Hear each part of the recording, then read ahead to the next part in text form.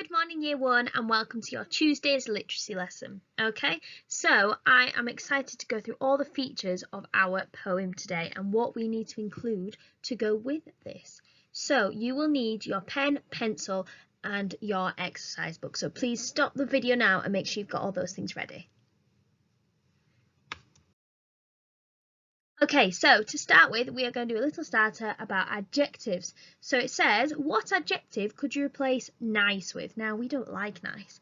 Nice is such a boring adjective and it doesn't really tell me very much about it. So I would like you to look through these sentences and change the word nice to a different adjective, something much better, really up-level that vocabulary. Think about what you could include and then I will give you some more. So let's read through the sentences together.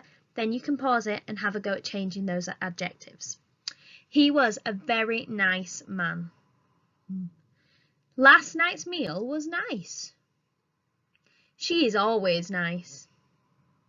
The children's behaviour was very nice. The nice girls helped me across the street. Right. Can you rewrite those sentences but include a better adjective than nice? Pause now and have a go. Okay, so here is some different adjectives that I've thought of to go with these sentences. So he was a very kind man. He was a very lovely man. He was a very generous man. I thought that was quite a good up-leveled vocabulary word there. Last night's meal was nice. So I changed to last night's meal was delicious. And that also made me think of scrumptious for our sound shus, so scrumptious, delicious. She is always nice. She's always pleasant, so she's always okay. She's always helpful, she's always kind. The children's behaviour was very nice. The children's behaviour was very good. The children's behaviour was amazing. The children's behaviour was perfect. The nice girls helped me across the street. The delightful girls helped me across the street. The happy girls helped me across the street. And the smiley girls helped me across the street. Can you see how you have up-leveled those sentences just by replacing that one word? When we're looking at our sentences, we always want to strive to include the best vocabulary, and doing little activity as this, like this, will help you so much. Right, let's get on to the main task. You will need that worksheet that I have attached as an activity on Seesaw. So we are looking at the features of a poem today. Now, here are some things that good poems will include. So a title which tells you what the poem is about. Capital letters at the start of each line. What you've repeated. So some poems repeat things, and I think that's what my poem might have done if you were listening. The rhyming words in the lines. So which words rhymed with each other. Adjectives to describe, similes to also describe, and then a copied rhythm and rhyme. So what rhyme did I go? Did I have a rhythm or was it just a bit here, there and everywhere? Let's look at my poem now and see if I used any of those. So let me read my poem for you and then we can decide whether I've used any of those things. So the title. This is a jungle. This is a jungle, green and bright, with luscious leaves that let in light. This is a jungle with loud roars, giant animals that have big paws. This is a jungle that has trees so tall. Can you hear the tigers call? Okay, I would like you to pause the video and then see if you can colour code the different things. So I will do one with you. The title, which tells you what the poem is about, I'm going to use a red. And have I used this? Have I got a title that tells me it's about? I'm going to underline that. Oh, I could do a highlighter. I might highlight it. And then in here, I just do that. So now in a different colour, you might look for the capital letters. Okay, so pause the video now and have a go, and then we'll come back together and see if you've got all of them correct. Right, so I'm going to carry on now with my capital letters because that's what I started. So it says capital letters at the start of each line. Now, let's have a look. I've got one here. Oh, I've got one there as well. Down there. So I can highlight all of my capital letters because I've put one at the end, so I'm going to go that all the way across because I've done it too as well as you. Did you get it right as well? Okay, then it says I repeated, so I'm going to get a different colour. So it says I repeated. Now, what line did I repeat a lot? What phrase?